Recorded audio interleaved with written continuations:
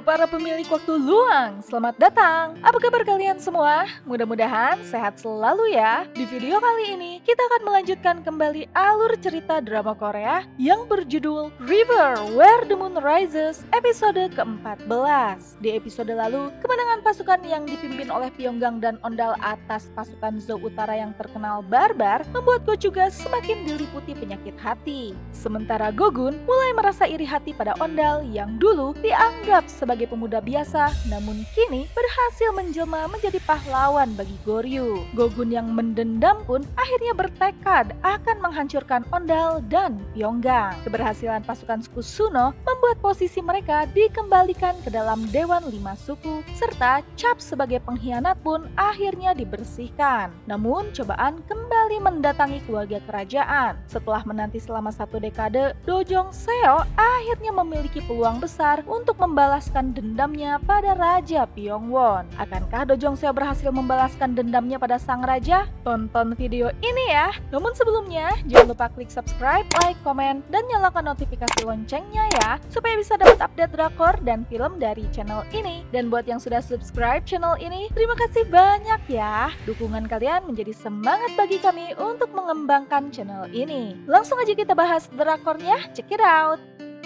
Setelah meminum ramuan dari Dojong Seo, Raja Pyongwon dan putra mahkota pun langsung lumpuh seketika. Dojong Seo pun menceritakan jika ia telah membesarkan Pyeonggang sebagai seorang pembunuh yang pernah ditugasi untuk menghabisi ayahnya sendiri, walaupun ia mengalami kegagalan, dan hari ini adalah waktu yang tepat untuk menuntaskan semua dendamnya. Namun untungnya, Pyeonggang dan Ondal bisa datang tepat waktu, serta berhasil menyelamatkan raja dan putra mahkota. Dojong Seo berhasil dilumpuhkan, sementara Taemo harus berakhir dengan tragis di tangan Ondal. Dojong Seo yang terluka pun akhirnya digiring ke penjara dan disekap di sana.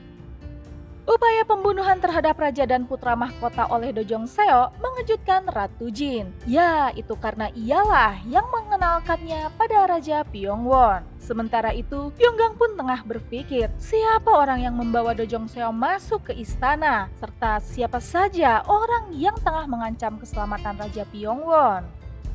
Paginya, Gogun pun terbangun di kediaman Hemoyong. Setelah kejadian semalam, tampaknya Gogun mulai membuka hatinya untuk Hemoyong. Namun, Hemoyong menolak untuk berkomitmen karena latar belakangnya sebagai mata-mata dari negeri Silla. Namun, setelah Gogun merayunya, tampaknya Hemoyong mulai berubah pikiran. Sekembalinya ke istana, Gogun pun dikejutkan dengan adanya kabar tentang upaya pembunuhan pada Raja Pyongwon. Ratu Jin yang tengah ketar-ketir lantas menemui Gochuga dan meminta sarannya. Karena setelah Raja Pyongwon siuman, pastilah ia dan selir Heon yang akan diinterogasi terkait lolosnya Dojong Seo untuk masuk ke istana. Dan jika Ratu Jin akhirnya mendapatkan hukuman, bagaimana dengan nasib Pangeran Gyeonmu? Ya, benar saja. Raja Pyongwon pun akhirnya memanggil Ratu Jin dan selir Hyeon secara diam-diam. Ia pun marah besar karena istri-istrinya ini tidak ada yang mau mengaku. Di saat bersamaan, Pyeonggang pun datang dan melaporkan jika Ondal tengah kembali ke Lembah Hantu untuk membawa rakyat suku Suno ke Pyongyang. Melihat Ratu Jin, Pyeonggang pun berpendapat jika Ratu Jin telah bersalah karena membiarkan Dojong Seo untuk menemui raja dan putra mahkota tanpa pengawalan. Karena sebagai seorang ratu, seharusnya Ratu Jin tidak sembarangan membiarkan raja dan putra mahkota menemui orang luar secara pribadi. Tidak mau disalahkan sendiri, Ratu Jin tiba-tiba saja mengungkit tentang upaya pembunuhan terhadap raja, yang mana pernah dilakukan oleh Pyeonggang semasa ia masih menjadi anggota Jeonjubang. Merasa sama-sama melakukan kesalahan, Ratu Jin pun meminta raja untuk ikut menghukum Pyeonggang juga. Tidak mau berlarut-larut, raja pun memutuskan untuk menutup kasus ini tanpa menghukum siapapun.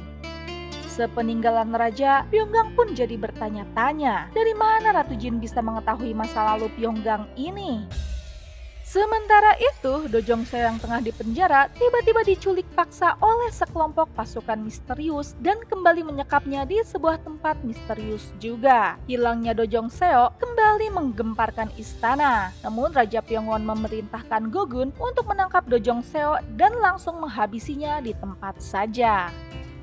Kepulangan Ondal ke lembah hantu disambut hangat oleh sang ibu yang sudah merindukannya. Ondal pun meminta agar sang ibu mau ikut dengannya dan tinggal di Pyongyang. Namun sang ibu menolak dan memilih untuk tetap tinggal di lembah hantu ditemani oleh Wol. Ondal pun akhirnya kembali ke kota bersama Sawon Am, Pungge, Tarajin, dan beberapa rakyat suku Suno lainnya. Di istana, Pyongyang pun merasa aneh dengan perubahan sikap Gogun yang kini menjadi kaku. Tidak hanya itu, Pyongyang pun mengingat-ingat jika Ratu Jin dan Gochuga sering melakukan pertemuan bersama. Mungkinkah Ratu Jin mengetahui masa lalu Pyongyang dari Gochuga? Mungkinkah Ratu Jin dan Gochuga sebenarnya memiliki hubungan khusus di belakang raja? Malamnya, Gochuga pun bertemu dengan Gogun dan mengatakan jika hilangnya Dojong Seo pasti disebabkan karena ada orang yang menyembunyikannya. Gogun pun melaporkan jika Jenderal Leon dari suku Jolo yang merupakan kerabat almarhumah Ratu Yeon akan kembali bergabung dalam Dewan 5 Suku atas permintaan Pyongyang. Menyadari jika Pyongyang lah yang kini menjadi hambatan mereka, Gogun pun bersikeras akan membuat Ondal dan Pyongyang menjadi hancur. Sikap keras hati Gogun ini pun cukup mengejutkan Gochuga yang langsung mengusirnya keluar. Hubungan antara Gogun dan Haemoyong rupanya sudah diketahui oleh Haejiwol. Sang ayah pun meminta agar Haemoyong tidak terlalu dekat dengan Gogun, karena saat ini Gogun dan Pyongyang tengah bersih tegang. Haejiwol tidak ingin jika kelak Haemoyong ikut terseret ke dalam masalah mereka yang bisa membahayakan nyawanya sendiri. Sang ayah pun akhirnya memerintahkan agar Haemoyong tidak keluar rumah untuk sementara waktu. Kedatangan rakyat suku Suno disambut oleh Pyongyang. Ia pun mengadakan rapat dan menyarankan agar Sawon Am mewakili suku Suno meminta hak eksklusifnya untuk mengelola garam yang mana selama ini dicuri dari pihak kerajaan dan dikuasai oleh Gochuga dari suku Gyeru. Pyongyang pun hendak menyiapkan tempat untuk produksi garam yang mana pengelolaannya akan diserahkan pada rakyat suku Suno. Selesai mengadakan rapat, Ondal pun dipanggil ke istana dan diberikan jabatan sebagai kepala pertahanan ibu kota oleh Raja Pyongyang. Dengan penuh tanggung jawab, Ondal pun menerima tugas ini dan akan melakukan yang terbaik hingga ia mati. Mendengar perkataan Ondal ini, semua orang pun tertawa, termasuk Raja Pyongyang. Sedangkan Pungge akhirnya diangkat menjadi jenderal suku Suno. Kehadiran Ondal di istana membuat raja gembira, namun tidak dengan putra mahkota yang selalu bersikap sinis pada Ondal. Sementara Ondal tengah menghabiskan waktu bersama raja dan putra mahkota, Pyongyang tengah berkumpul bersama Ratu Jin dan Selir Hyeon. Sepeninggalan Ratu Jin, Selir Hyeon pun mulai bergosip tentang Ratu Jin yang selalu bisa lolos dari hukuman, walaupun ia melakukan kesalahan. Mungkinkah karena ia mengirim surat untuk raja? Mendengar perkataan Selir Hyeon, Pyongyang pun kembali bertanya-tanya dalam hati. Apa maksud perkataan Selir Hyeon ini?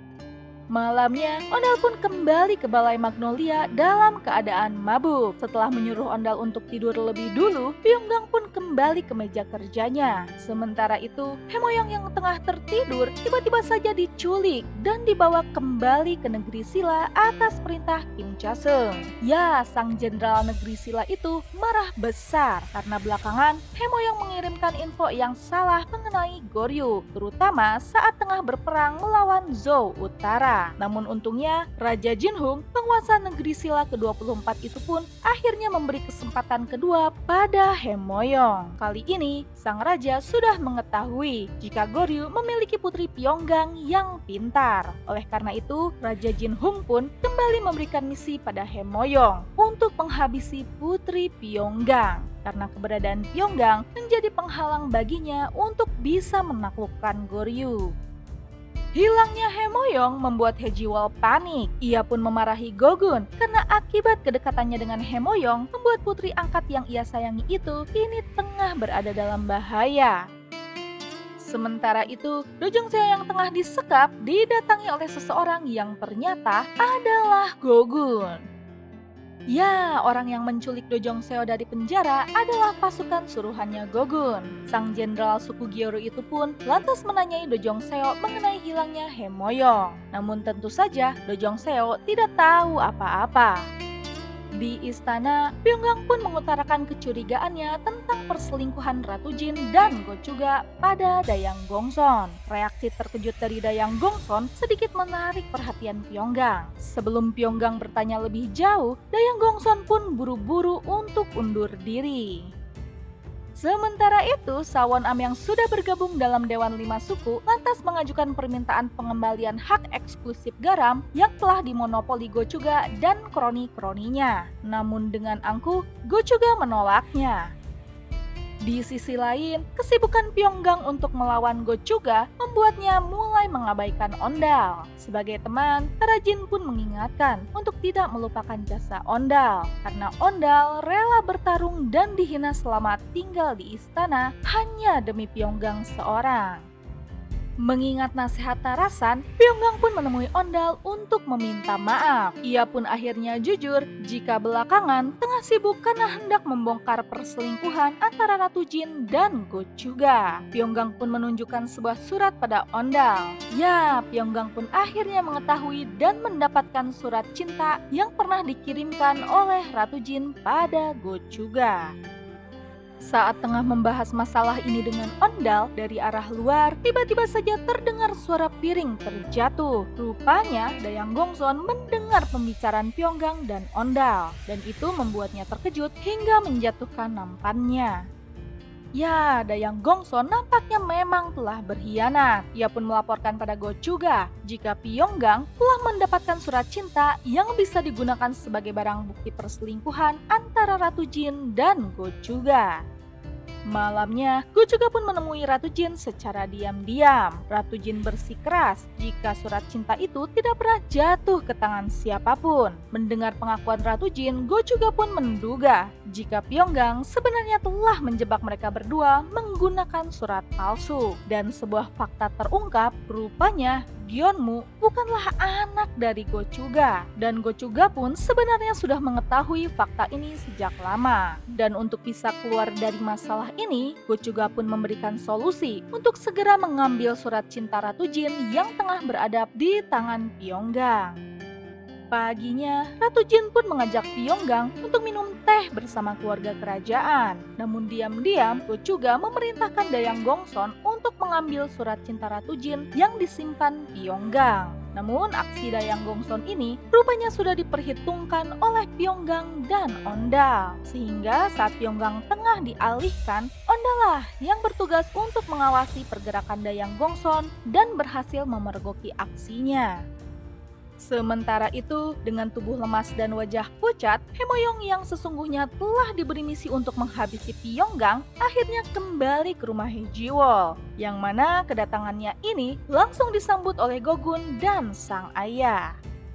Di istana, Ratu Jin pun akhirnya bisa bernapas lega setelah Gochuga berhasil mendapatkan surat cinta milik Ratu Jin. Namun saat dibuka, Ratu Jin pun terkejut karena tulisan dalam surat itu bukanlah tulisan tangannya. Dan benar saja, sesuai dugaan Gochuga, Pyongyang sebenarnya telah membuat surat palsu untuk menjebak Ratu Jin dan Gochuga. Dan di saat bersamaan, Pyongyang dan Ondal pun muncul. Dengan senyum penuh kemenangan, Pyongyang pun mengatakan jika surat yang diambil Gochuga itu adalah surat cinta miliknya pribadi. Namun berkat surat itu, Pyongyang pun akhirnya berhasil menangkap basah Ratu Jin dan Gochuga. Ya, dan episode ke-14 pun selesai. Gimana nih para pemilik waktu luang? Wah, gimana Pyongyang gak banyak musuh ya? Dengan kepintarannya, ia akhirnya berhasil menangkap basah Gochuga dan Ratu Jin yang tengah berselingkuh. Selain itu, keberadaan Pyongyang membuat Goryeo jadi sulit ditaklukkan oleh negeri tetangga. Namun akibatnya nyawa Pyongyang kini berada dalam bahaya karena banyak pihak yang ingin menyingkirkannya. Penasaran dengan kelanjutan kisahnya? Nantikan episode ke-15-nya ya. Dan terima kasih telah menonton channel ini. Dadah!